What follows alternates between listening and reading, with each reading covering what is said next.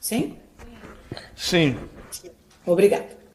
Então, vou falar um pouquinho para vocês nos próximos minutos sobre a encefalomielite miálgica, a síndrome da fadiga crônica, e algumas semelhanças e diferenças da fibromialgia que meu colega que me antecedeu já comentou, e lembrar que é uma doença invisível, mas com desafios reais. É uma doença crônica, incapacitante, pouco reconhecida, como essa lei preconiza em relação a tantas doenças dentro do mesmo escopo da lei, que é a fibromialgia, a síndrome da fadiga crônica, a dor complexa e doenças correlatas. Afeta milhares de brasileiros, principalmente as mulheres, e causa perda funcional, exclusão laboral e social, sem contar um grande estigma que essas mulheres passam por serem consideradas como doenças neuropsiquiátricas. Lembrar que a encefalomielite miálgica ela é uma doença reconhecida pela OMS com CID-10, 93.3, que é a síndrome da fadiga pós-viral. Dos casos são relacionados a infecções, mas infelizmente, inclusive no meio acadêmico, ela é pouco reconhecida, pouco aceita, e tanto no setor público como privado nós temos uma grande subnotificação, porque os nossos colegas não entendem a doença e não pensam nela para fazer o diagnóstico. O sintoma cardinal, então, é o mal-estar pós-esforço, é aquele paciente que faz uma atividade física ou cognitiva ou estresse emocional, e ele piora nas horas subsequentes nos próximos dias, o sono não reparador, dificuldade de ficar de pé e disfunção cognitiva, como cansaço mental, confusão, perda de memória, e um sintoma muito importante que é a névoa mental ou brain fog. Existem similaridades e diferenças em relação à fibromialgia? Isso é um grande fator de confusão, inclusive para os pacientes da fibromialgia, e é muito importante que o reumatologista e os demais médicos que trabalhem com a síndrome de fadiga crônica estejam bem relacionados e com sinergismo na discussão dessas duas síndromes, uma vez que elas se misturam, elas podem se misturar em algum momento, mas existem características muito específicas de cada uma das duas. Então, a encefalomielite miálgica, ela tem sintomas debilitantes, com a principal característica que é a fadiga persistente e o mal-estar pós-esforço, chamado de PEN. E a fibromialgia é caracterizada por dor generalizada, podendo também ter fadiga, problemas do sono, assim como os pacientes da encefalomielite miálgica. Mas lembrar que a dor não é obrigatório na síndrome da fadiga crônica. E esse painel é muito interessante porque, como o meu outro colega mencionou, a prevalência da fibromialgia, né, o presidente da Associação de Reumatologia, comentou a alta prevalência da fibromialgia, em torno de 2 a 4%, até 5%, dependendo dos estudos, sendo que a prevalência da síndrome da fadiga crônica é até em torno de 1%. Observem que ambas predominam em mulheres, e aqui no meio desse gráfico, eu tenho então que 47% dos pacientes com fibromialgia também têm síndrome da fadiga crônica, ou seja, nós podemos ter uma associação de doenças tempo e podemos ter doenças que não têm nada a ver. Podem ter pacientes com síndrome de fadiga crônica que não têm o perfil da fibromialgia e vice-versa, mas isso é muito importante, como bem meu colega falou antes, a fibromialgia, a gente indica exercício físico como tratamento não farmacológico, e a síndrome da fadiga crônica encefalomielite miálgica, nós às vezes temos que proibir o paciente de fazer exercícios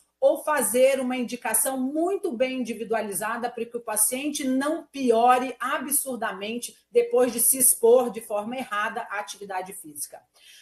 Como diagnóstico, infelizmente, é um diagnóstico baseado em condições clínicas e exclusão. O último critério é baseado na Sociedade Americana, que foi revisitada em 2015. Então, nós temos critérios maiores e menores bem estabelecidos para a definição da doença, mas infelizmente ainda não temos o biomarcador para poder comprovar as hipóteses biológicas que nós temos da disfunção mitocondrial, da inflamação neural, alterações biológicas e do sistema imune e endócrino que envolve essa doença de tanta complexidade. Lembrar que na linha do tempo, essa doença tem reconhecimento internacional. Em 1966, a OMS reconheceu como doença.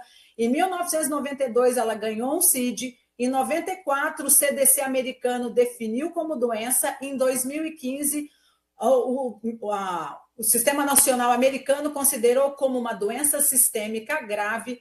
e a partir de 2020 tivemos um aumento substancial de casos devido à síndrome da fadiga pós-viral relacionada à Covid-19, que trouxe à tona realmente o reconhecimento e a necessidade da gente expandir a informação sobre a síndrome da fadiga crônica, uma vez que muitas pessoas passaram a ter sintomas depois da pandemia, apesar de outros vírus já serem relacionados a essa síndrome anteriormente.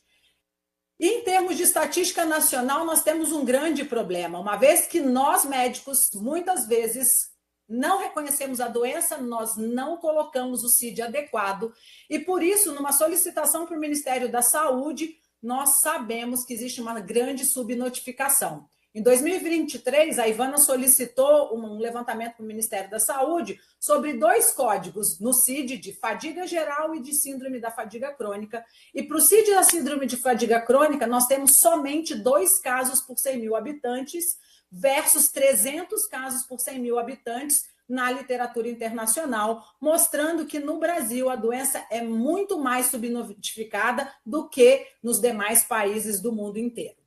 Isso atrapalha com que essa doença seja reconhecida e tenha protocolos adequados, uma vez que a gente não faz diagnóstico, então não tem uma demanda para o SUS nem para o... Apesar de que o paciente exige muito do sistema público de saúde e do sistema privado, porque ele procura muitos médicos, ele faz muitos exames e ele continua sem diagnóstico. Então, para encefalomielite miálgica, falta um protocolo deixando lacunas no atendimento, subdiagnóstico ou diagnósticos incorretos, atrapalhando o tratamento adequado desses pacientes, invisibilidade epidemiológica devido ao uso limitado e correto do CID. Nós não temos nenhum centro de referência especializado na síndrome da fadiga crônica. Aqui faço um paralelo, que dentro da Universidade Federal de São Paulo, nós temos um ambulatório bem estruturado de fibromialgia na reumatologia, mas nós não temos como receber os pacientes com síndrome de fadiga crônica relacionada a outras doenças, apesar de termos um ambulatório voltado para a Covid-19. Então, os outros pacientes estão no limbo do sistema de um grande hospital universitário e ele reflete todo o nosso sistema de saúde. Isso cria barreiras para o INSS, como já foi discutido, e desafios para a formação de novos profissionais, capacitação e atenção e estratégias para melhorar a situação atual. Então, a lei da fibromialgia, é importante lembrar que ela não é só da fibromialgia, mas engloba a síndrome da fadiga crônica, a dor complexa e outras doenças relacionadas. É importante que os pacientes tenham um PCDT específico para encefalomielite miálgica, que não é o mesmo para dor crônica e nem para fibromialgia. Capacitação de profissionais desde a atenção primária até os serviços de alta complexidade, como as grandes universidades. Importante um registro epidemiológico e acesso a benefícios e garantias para esse paciente de atendimento, também a equipe multi e interdisciplinar. Então, como mensagem final, a encefalomielite miálgica síndrome da fadiga crônica não é uma doença rara e doenças invisíveis não são raras, elas só não são enxergadas. Reconhecer é o primeiro passo para cuidar do paciente e esse é o papel do SUS, baseado no tripé: universalidade, que a saúde é um direito de todos e dever do Estado; integralidade, uma vez que o atendimento deve acontecer em todos os níveis de complexidade da cadeia do sistema público de saúde; e acesso gratuito, lembrar que nem todos os pacientes podem ter acesso aos hospitais privados, a tratamentos adequados, então o SUS precisa abraçar esses pacientes e desenvolver, junto com especialistas, protocolos adequados para o melhor tratamento e diagnóstico no tempo correto desses pacientes. Muito obrigada.